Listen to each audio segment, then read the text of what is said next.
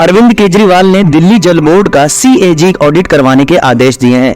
केजरीवाल सरकार दिल्ली जल बोर्ड के पिछले 15 साल का कैग ऑडिट कराएगी। दिल्ली सरकार ने यह फैसला जल बोर्ड में अनियमितताओं को लेकर उठ रहे सवालों के बीच लिया है। दिल्ली जल बोर्ड ने पिछले दिनों दिल्ली सरकार के वित्त विभाग से अपना पैसा मांगा था। वित्त विभाग ने वह पैसा जारी नहीं किया था और यह बात निकल कर आ रही थी कि जल बोर्ड ने इससे पहले जारी किए गए पैसे का हिसाब किताब या यूटिलाइजेशन सर्टिफिकेट नहीं दिया। दूसरी तरफ बीजेपी दिल्ली जल बोर्ड में घोटाले का आरोप लगा रही थी। अरविंद केजरीवाल ने कहा कि किसी भी कीमत पर भ्रष्टाचार बर्दाश्त नहीं किया जाएगा। सीएम अरविंद केजरीवाल ने बुधवार को कहा कि नियंत्रक और महालेखा परीक्षक यानी कैग से दिल्ली जल बोर्ड के रिकॉर्ड के ऑडिट के आदेश दिए गए हैं ताकि यह पता लगाया जा सके कि कोई अनियमितता हुई है या नहीं। सीएम केजरीवाल ने पत्रकारों से कहा कि धन जारी नहीं होने की स्थिति में आने वाले दिनों में दिल्ली में पानी और सीवेज संबंधी संकट पैदा हो सकता है।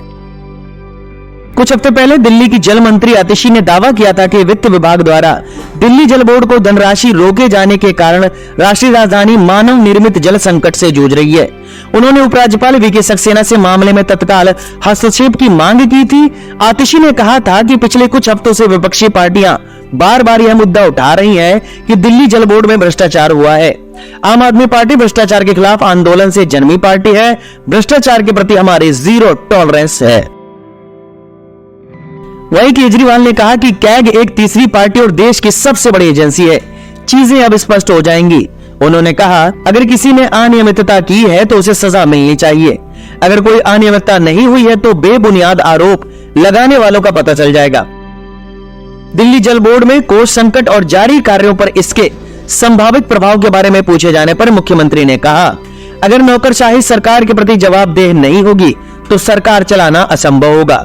कोष जारी नहीं होने से जल संकट और सीवर संकट हो सकता है।